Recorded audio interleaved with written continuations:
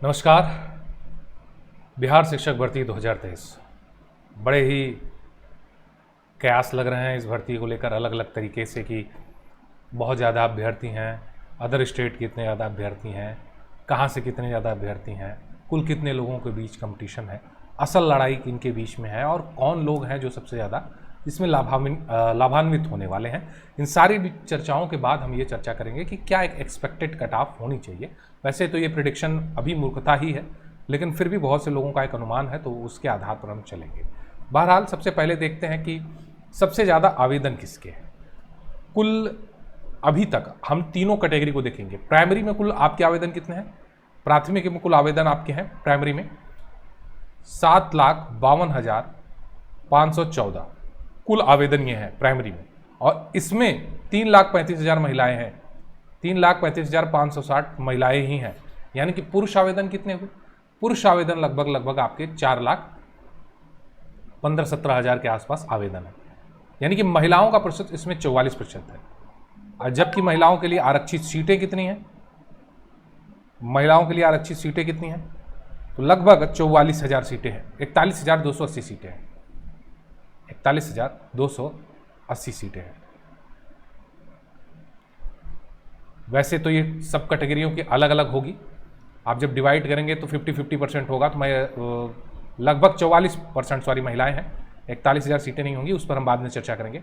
माध्यमिक में वही हाल है, 65,909 आवेदन, और इसमें भी महिलाओं का प्रतिशत 31 है।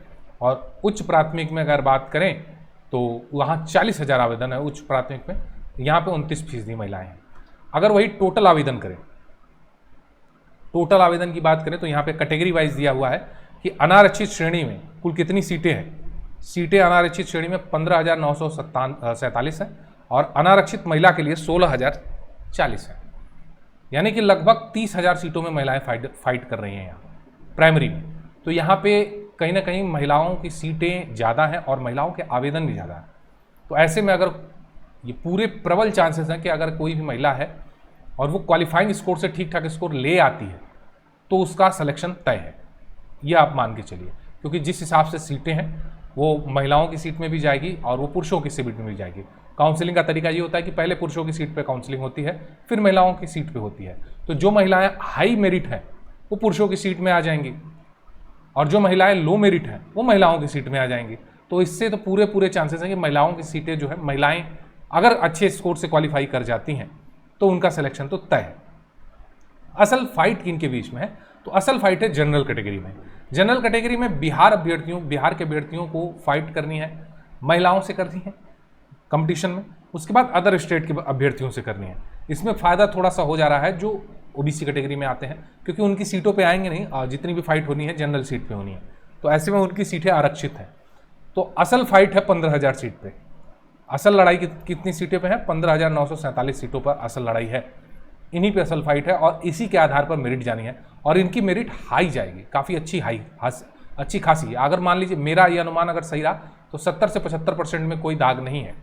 और ये तब है जब ठीक ठाक से पेपर हो जाता है, जैसा कि धांधली आदि के सवाल उठते हैं वैसा न हो तब, क्योंकि धांधली आदि होने पर यह मेरिट कुछ नहीं कहा जा सकता कितनी जाएगी।